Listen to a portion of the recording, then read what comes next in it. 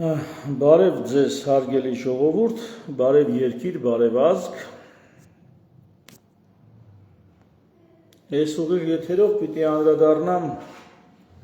Նիկոլ Փաշինյանի անձնական կյանքին, ինչը մեր ժողովրդի համար մի հատ սենց անհասկանալի, տարօրինակ, անընդունելի բան է, բայց պիտի գամ մի քիչ հեռվից, արևմտյան աշխարհից, մասնավորապես Միացյալ Նահանգներից։ Միացյալ Նահանգներում անձնական կյանքը քաղաքական գործ չի, էդի նույնպես հաշվետվությունն է, որ քաղաքական գործիչը, առավել ևս պետական գործիչը պիտի ներկայացնի իր ժողովրդին։ Ոչ ոք մի հատ բոսյակի փողոցային չի բերի դնի երկրի գլխին իշխանավոր կամ սենատոր կամ նույնիսկ կոնգրեսմեն, էլ չեմ ասում մնացած պաշտոններին, չի բերի դնի, եթե այդ մարդը անձնական կյանքում կարգ ու կանոն չի կարողանում հաստատի եւ չի կարողանում կազմակերպի իր անձնական կյանքը։ Ամերիկայի Միացյալ Նահանգների ղեկավար նախագահ Քլինտոնին հենց անձնական կյանքին վերաբերվող հարցերով իմպիչմենտ էին ներկայացնում։ Այսինքն ամբողջ աշխարհը միշտ նայում է տվյալ քաղաքական գործիչը, ու արևմտյան աշխարհը, մասնավորապես ամերիկյան, հա, Եվրոպայում այնտեղ ով ինչ ուզում կարա անի, իրան ազատ ազգում, բայց մենք հայերս, որտեղ հասարակական ինստիտուտներից երևի ամենակայացածը մեր ունեցած դա ընտանիքի ինստիտուտն է։ Ընտանիքի ինստիտուտը մեր համար առաջնային է, եւ եթե մեկը չի կարողանում ընտանիքի ինստիտուտը հարգել, պահել, նա ոնց է մնացած ինստիտուտները հարգելու եւ պահելու։ Սա շատ կարևոր նուրբ բան է եւ այստեղ հայավարի դնել այ անձնականի հետ գործ չունեք, անձնականի հետ գործ չունես, եթե քո հարևանն է, անձնականի հետ գործ չունես, եթե ինչ որ մեկն է, որը քո անձնապես քո հետ կապերի մեջ չի, անձնականի հետ գործ չունենք, այո, բայց ոչ այն դեպքում, երբ որ դա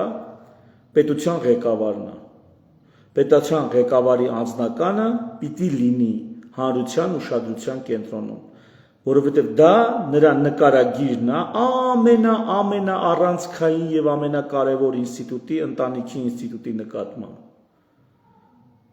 Սա իհարկե նույնպես մշակույթ է եւ քաղաքական հասունություն է պահանջում այսքանը հասկանալ, գիտակցել։ Այս խոսակցությունը նրանից եկա, որ ես հրապարակում եմ արել Նիկոլ Փաշինյանի խոսքերը մեջբերելով, իմ պատին դրել եմ, ունդը մարդիկ կան, որ Հայկ օրինակին մտերիմ բարեկամ Գարեգին Միսկարյանը քեզ չի սազում, բա ում է սազում։ Բա ում է սազում։ Մարդիկ կան, որոնք ասում են մենք էլ քեզ չենք հետևի,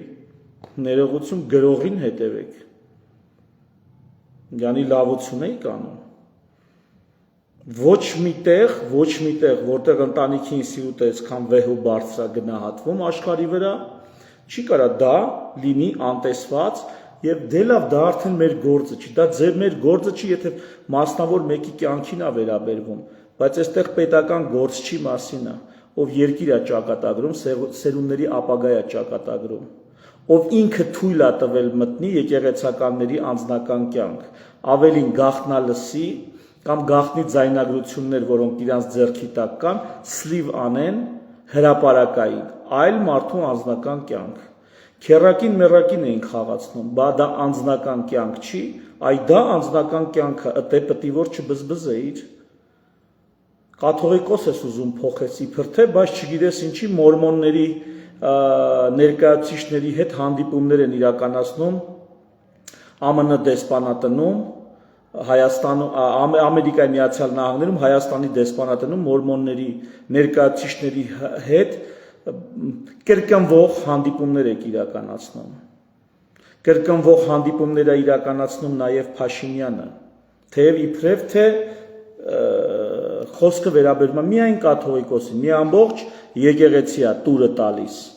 քանդում, փորձում քանդել։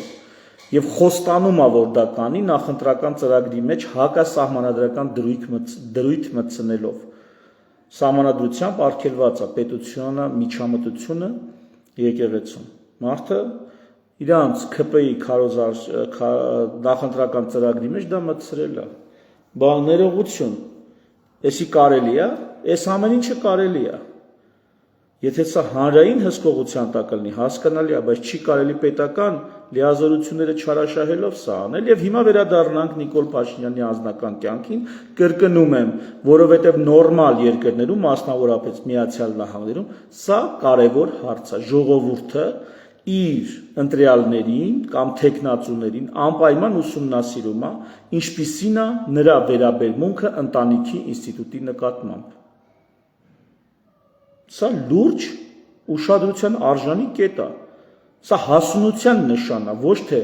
բամբասկոտության կամ սրա նրա անձնականի, սրա նրա անկանը չի, երկրի ղեկավարն է։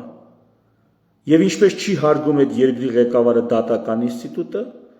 ինչպես չի հարգում պարլամենտական ինստիտուտը, ինչպես չի հարգում անկախ մարմինների այնպիսին, ինչպիսին դատախազությունն է, մարդու իրավունքների պաշտպանն է, այս ամեն ինչը ինչպես չի հարգում, նա նույն ձև չի հարգում ընտանիքի ինստիտուտը, բայց սա կարելի է գլխանց իմանալ, պրոգնոզ անել, կանխատեսել, եթե նայես ի սկզբանե նա ոնց է վերաբերվում ընտանիքի ինստիտուտին։ Մարդիկ նայում են, այդ մարդը ամուսնացած չի, քանի երեխա ունի, ով է կինը, ով են երեխաները, ինչպես են դաստիարակված։ Բա երբ որ սրա նրա լխտի լակոտները քաղաքով մեկ ճռիկ վռիկներ էին անում, ռազմորկեք էին անում, իրար էին կրակում, բա այդ ամեն ինչը ինչ է։ Այդ ամեն ինչը այդ օլիգարխների, դեպուտատների, քաղաքական գործիչների անձնականից բխող ապականություն չի։ Հա՞։ Բա եթե այդ մարդիկ իրանց լակոտներին էին այդպես դաստիարակում, այսինքն չդաստիարակում ավելի ճիշտ, բա նրանք ոնց պետք է վերաբերվեին առհասարակ երկրի եւ պետությանը։ Բա որ վախտին մտնեիք այդ անձնական, այդ մարդկանց էլի եմ ասում, ամեն մեկի անձնականը չես կարա մտնես, բայց եթե մարդը պետական գործիչ է, քաղաքական գործիչ է, այդ հայտով արդեն ինքը ցույց է տալի, որ իր անձնականը, ընտանեկանը նույնպես կարա վերաբերվի քննության,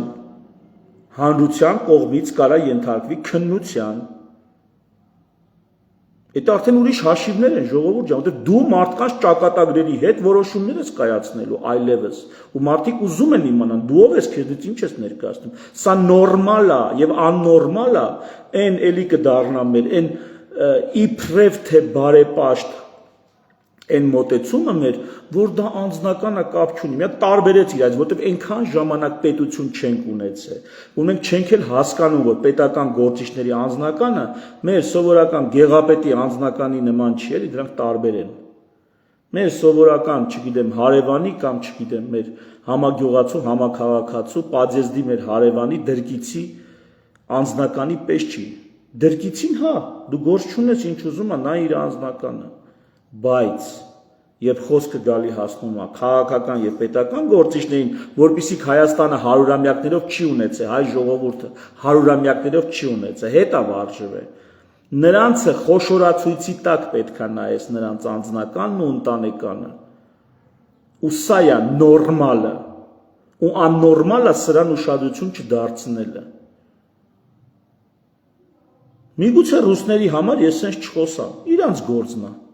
Ֆրանսիացիների համար էլ ես sense չխոսամ, իրանց գործն է, այ մարդ ինչ ուզում են թողան, ինձ հետաքրքիր չի։ Ինձ հետաքրքիր է իմ երկիրը,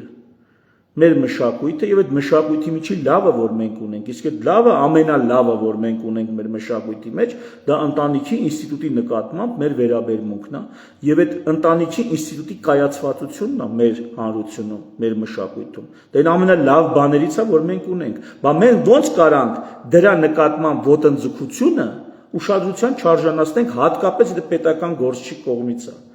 Բան չենք կաթողիկոսին բշտում, ասում ընկեր, դու քեզ ճիշտ չես պահել։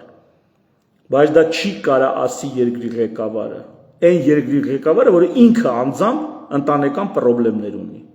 անձնական խնդիրներ ունի։ Սա սկիզբը, գնացեք Ամերիկայի քաղաքական գործիչներից օրինակ վերցրեք, թե եւ ամերիկյան հանրությունից օրինակ վերցրեք, թե իրանք այդքան լիբերալ, այդքան ազատական, այդքան այլանդակության հասնող ազատություն ունեցող շրջանակներ կան Ամերիկայում, բայց այդքանով հանդերձ մարդիկ իրանց պետական գործիչներին եւ քաղաքական գործիչներին, կրկնում եմ, կոնգրեսմեններ, սենատորներ, նահանգապետեր, նախագահներ, փոխնախագահներ, այս բոլորին վերաբերվում են ամենայն բծախնդրությամբ նրանց անձնականն ու ընտանեկանը ինչ վիճակում է։ Եվ դա լրջորեն կարա ազդի այդ մարդուն իրանք կընտրեն իրանց ղեկավար, թե ոչ, որովհետև կան ստանդարտներ, եթե մարդը ընտանիքի ինստիտուտը չի հարգում, ապա նա չի կարա հարգի երկրում գործող մնացած կարևորագույն ինստիտուտները։ Եթե սոցիալական ինստիտուտը չի հարգում, առավել ևս նա չի հարգելու իրավական եւ պետական մնացած ինստիտուտները, չի հարգելու։ Հիմա անդրադառնանք բուն Նիկոլ Փաշինյանին։ Այսօր ինչ հայտարարություն է անում։ Ինձ համար հարց ա եղել, ինչու են նրանք բաժանվում, որովհետև դա այո իմ ուշադրության առարկան է եւ խոշորացույցի տակ ես այդ հարցը պահում եմ եւ շարունակելու եմ այդ հարցին ուշադրություն դարձնել։ Ես այդ հարցին ուշադրություն եմ դարձնելու։ Հիմա այսօր ինչ ասում։ Ասում է Աննան ինձ մի անգամ էլ է շանս տվել, շանսա տվել, այսինքն ինչ-որ գալաթ արե, որին ներել է Աննան, մի անգամ էլ է շանս տվել ամեն ինչ վերականգնելու։ Եվ ինքը ասում է, ես ամեն ինչ անելու եմ, որ մեր հարաբերությունները վերականգնեն։ Հալա լի ձեզ։ Ինչ գալաթ ես արել, որ Աննան քեզ չեր ներում, հիմա ոնց որ նորից շանսա տվել։ Ինձ որ ասում են որտեղից գիտես, այ մա լսեք այդ մարդը ասում է։ Նման մակարդակի ընտանիք, այսինքն ամեն ինչ ունեն, նես չի որ փող չունեն, նես չունեն, ամեն ինչ ունեն։ Մարդն էլ օրը 24 ժամ կոնտրոլի տակ, կինն էլ օրը 24 ժամ կոնտրոլի տակ, բայց մարդը կնոջը կարա վերահսկի, կինը մարդուն չի կարա վերահսկի։ Երբ որ նման դեպքերում ընտանիքում տարաձայնություն բաժանության հարց է գալի, իմ մոտ նորմալ հարց է առաջանում, որ մեկի կողմից է չեպեն թույլ տրված։ Ու պատասխանը հետևյալն է, ով գնում է, այն մյուսի կողմից է չեպեն թույլ տրված։ Այս դեպքում կինը գնաց, ուրեմն ամուսնու կողմից է չեպեն թույլ տրված։ Ինչ չեպե այ մարդ։ Նիկոլը ինչ կարա անի։ Նիկոլը 4000 հոգու թաղել է, 4000 հոգու մատաղ արել կյանքի սկզբնական հասունության շրջանում։ Մի ամբողջ երկիր հանձնել է, միջանցքը տվել է, միջանցքը հատուկ եմ շեշտում, որովհետև այդ այն վերջնագիծներ, որը չէր կարելի հատել։ Այդքանից հետո Աննան իր կողմն է եղել։ Այդ ինչ պետք է անի, որ Աննան նրան չների։ Բացի ամուսնական անհավատարմությունը, ուրիշ բացատրություն չեմ գտնում։ Բացի ամուսնական անհավատարմությունը։ Նրանք կարող են նաև որոշակի ֆինանսական, որոշակի մախինացիաներ, որոշակի սենց ուրիշ հարցեր ունենան, բայց այդ հարցերը կարան գործընկերային տրամաբանությամբ լուծել, իրար այդ հարցերում աջակցել, բայց անձնական կյանքում ինչ պետք է լիներ, որ նրանք բաժանվեին, այն էլ տենց հրապարակավ։ Կինը, դուք կանայք, ովքեր նայում են այս եթերը, մի հատ ինձ բացատրեք, որ դեպքում վարչապետ մարդու կինը, որն թույլ է տվել, կուլ է տվել, ավելին մասնակից եւ երբեմն հանցակից է եղել, այդ տեսակ մեծ խնդիրների, ինչպիսին է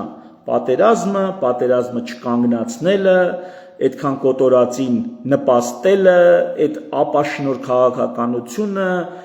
հետո Ղարաբաղ հանձնելը, հետո Միջանցք հանձնելը, այսքանը կուլ տվող կինը ինչ պետք է լինի վարչապետի կին, միլիոնների մեջ թաղված,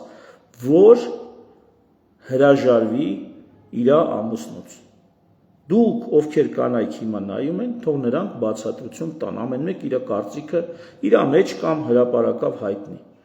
Իմ կարծիքով, միգուցե ես կյանքը լավ չեմ ճանաչում, միգուցե մարդկանց լավ չեմ ճանաչում, բայց իմ կարծիքով ամուսնական հավատարմության խնդիրն է։ Միակ խնդիրը, որ նման դեպքում կինը կլքի ամուսնուն, դա ամուսնու կողմից դավաճանությունն է։ Ահա։ Ինչ բարդ բան կա, բայց սա դեռ հայտարարելու բան չի։ Ես ցես մտածում եմ, ըստ երևույթին դավաճանության վրա բռնել է։ Թե ոնց է բռնել, թե ոնց է կասկածել, բան բռնել է։ Հիմա այսօր մարդը ասում է, ինձ երկրորդ շանս է տվել։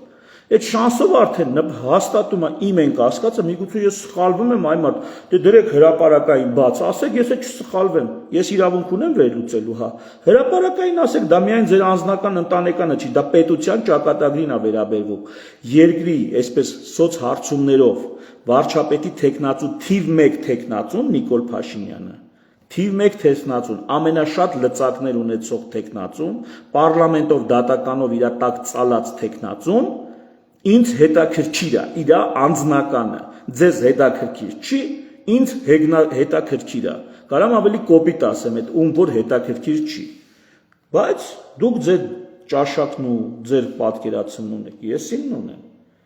Գնացեք ընկեր, հարց չկա ձեր գործերով։ Ով որ այս ամեն ինչով անհանգստացած է, եկեք տենանք ես ինչ ենք գցում բռնում, ոնց ենք հասկանում։ Ինձ հետաքրքիր է այն մարդու անձնականը։ Այդ մարդը թիվ 1 տեխնացուն է առաջիկա 5 տարիներում Հայաստանի հերն անիծողներից ամենահավանական տեխնացուն ինքն է, բայց ես չիմանամ ինչ է անում այդ մարդը, ինչի է անում այդ մարդը։ Ավելին, քանի որ ինքը վերջի տարիներին Շողերն ասում է, քիթդ միտ ուրիշի անկողին։ Շողեր ջան, այդ մարդը եկել է կնգա ծոցից մարդուն հանե, տարել է բանակ, հիմա էլ է անում։ Կնգա ծոցից մարդուն հանում, տանում է բանակ, տանում է զորահավաքի, տանում է չգիտեմ ուր։ Այդ մարդը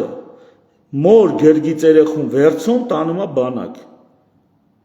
Այդ մարդը քափ ու քրտինքով աշխատած է, բերում կոպեկ հարկի ձևով կրկնակի հարկերը բարձրացնում, տանում է բանանում։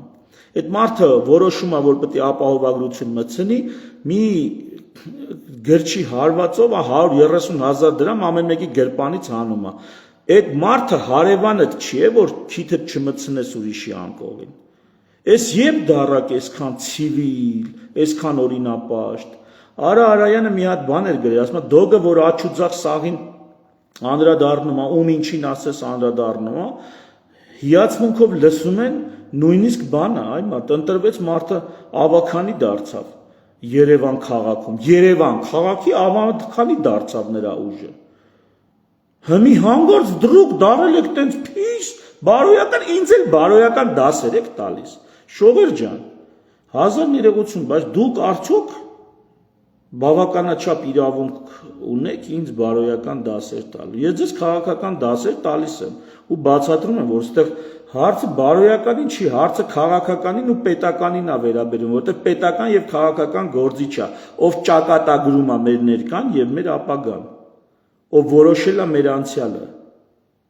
Ոնց կարանք մենք նրա անձնականը մեզ հետաքրքիր չլինի, թե դուք տենց ամերիկացիներից ավելի քաղաքակիրթ եք, ավելի պետական եք, ավելի տենց, չգիտեմ, էթիկային հետևող եք։ Պետական գործիչների անձնականը դա հանրային հաշվետվության առարկա է։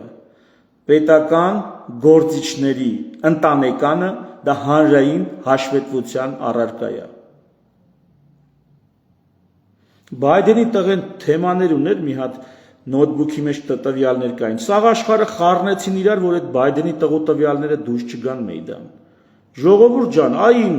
ուխտի ականջուն քնած քաղաքականապես հետամնաց իմ ժողովուրդ։ Այդ ձեր գեղական բարոյականը ձեր հարևանների հանդեպ ան ճիշտ, ձեր գյուղապետի հանդեպ կարա լինի ճիշտ, դա չի կարա ճիշտ լինի պետական գործիչների, երկրի ղեկավարների, սենատորների, կոնգրեսմենների, նահանգապետերի, մարզպետերի նկատմամբ, դա չի կարա ճիշտ լինի։ Պետական կարևորագույն գործիչները կլինեն կին թե տղամանկ, նրանց անձնականն ու ընտանեկանը հանրային հաշվետվության առարկա է։ Նրանց վրա չի տարածվում անձնական տվյալների գաղտնիության եւ անձեռնխլիության դրույթը։ Նրանց վրա չի տարածվում։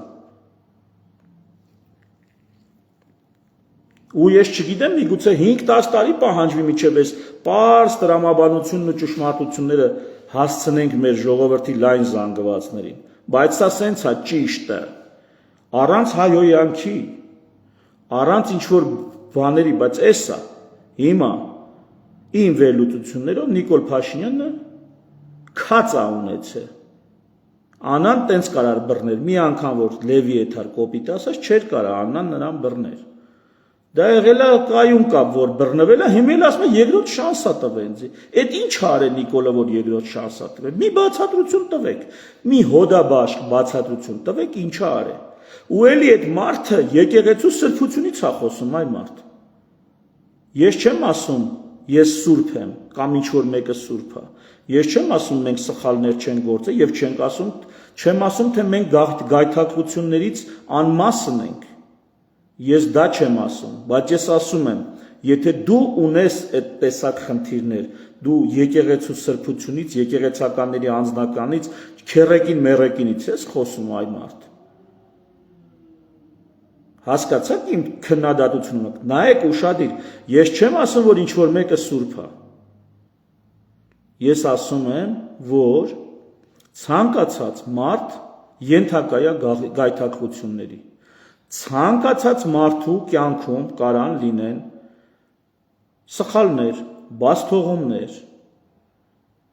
Գիրքը կարա այնքան ուժեղ լինի, որ մարդը դրան չտիրապետի։ Դա կարա լինի, բայց ողջամիտ բարոյականություն ունեցող մարդը ոչ թե լկտին, այդքանից հետո ուրիշների նկատմամբ մի քիչ ավելի պակաս քննադատական կլինի, այսպես ասած։ Ոչ թե վեր կկենա սրա նրան քերակնոջ հարց կարծարծի կամ սրա նրա ուսակրոնությունը կվերցի կդնի։ Հասկացաք։ Իմ ասածը սա է։ Առավել ևս Փաշինյանը, ով ընտանեկան խնդիրներն ունի, իսկ իմ կարծիքով ամուսնական հավատարմության հետ կապված խնդիրներ ունի կամ ունեցել է, առավել ևս նա իրավունք չուներ անդրադառնալու եկեղեցու կամ եկեղեցականների ուսակրոնությանը։ Դա իր բարոյական իրավունք չէր տալի։ Իսկ սահմանադրականով ինքը հակասահմանադրական է գործ է, սահմանադրական կարգի հիմունքների մեջ է մտնում, որ եկեղեցին ու պետությունը անջատեն։ Եվ պետության, այսինքն տվյալ դեպքում պետական գործիչների միջամտությունը եկեղեցուն, դա կամ եկեղեցականներին, դա եղել է սահմանադրական կարգի տապալման քայլ, սահմանադրական կարգի խախտում։ Դժվար բաներ եմ ասում, դժվար է հասկանալի։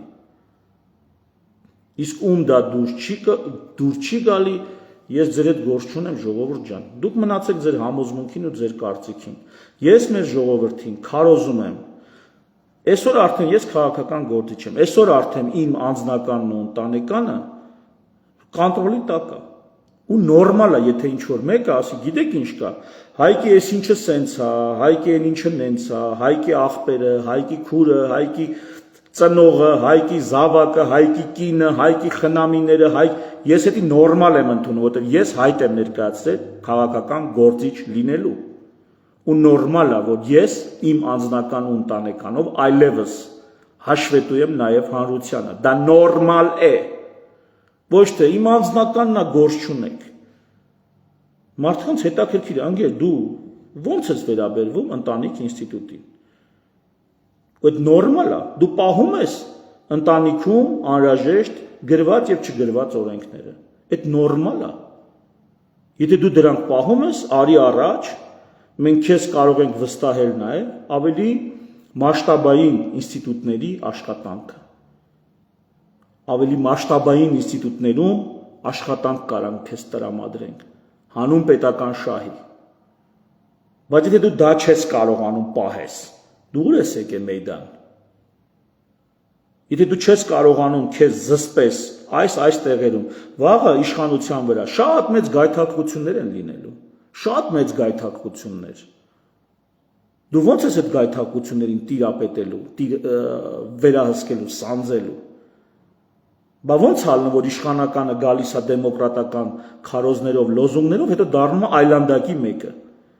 Այդտենց է լինում, հերոս է, չէ՞, անձնուրաց հերոս է։ Հետո դառնում է իշխանություն, դառնում է բռնակալ։ Այդ ո՞նց է ալնում։ Այդ նույն գայթակղություններին չտիրապետելն է։ Այդ նույն սանձարցակության մեջ հայտնվելն է։ Բայց եթե դու քո անձնական կյանքում քեզ կարող քեզ սանձել, քեզ մի հատ կնոջով կամ մի տղամարդով կարան գերեն։ Վաղը դրանով կարան քեզ շանտաժ անեն, կարան։ Վերադառնանք բաներին, զինվորականներին, ովքեր ինտերնետով կապվել էին տարբեր քաց ու քուծերի հետ եւ նկարներ էին ուղարկել եւ այլ, հետո նրանց շանտաժի էին ենթարկի, ասել էին կամ ինֆորմացիա կտաս զորքերից բանակից, եթե տաս քեզ փողել կտանք, եթե չտաս այս տվյալները կհրապարակենք։ Հիմա այդ հայրենիքի դավաճանության մեջ, այսպես ասած, մեղադրվող զինվորականները հիմա իրանց անձնական կյանքի մեջ մենք իրավունք ունենք մտնենք, թե չէ։ Թե չի կարելի, դա իրանց անձնական կյանքն է, այդ անձնական կյանքի հիման վրա այդ մարդիկ ծուղակն են ընկել,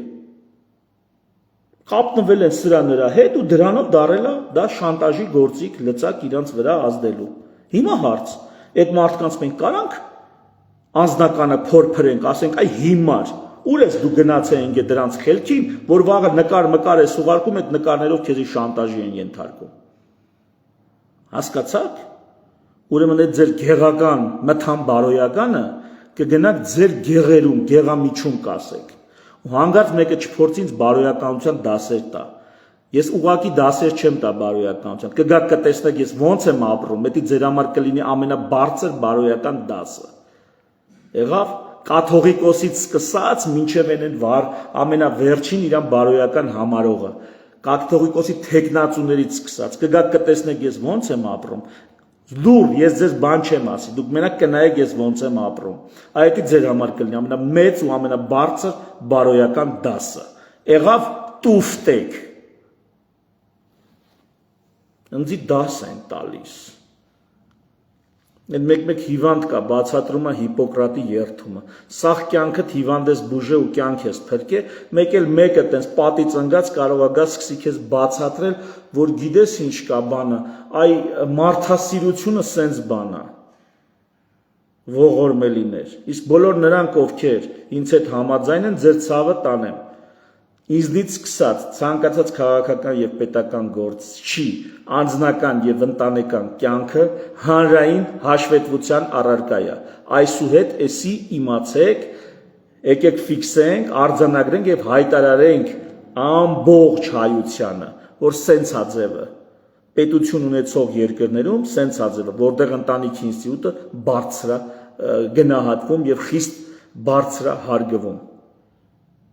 Գնացեք մի քիչ ամերիկացիքից սովորեք։ Ձեր շապ չեն հասկանում, որ պետական գործիչներին կոնտրոլի տակ են պահում, այդ թվում անձնական ու ընտանեկան հարցերում։ Ձեր չափ չեն հասկանում։ Թերևս այսքանը։ Շնորհակալություն ուշադրության համար։ Ցտեսություն, մինչ նոր հանդիպում։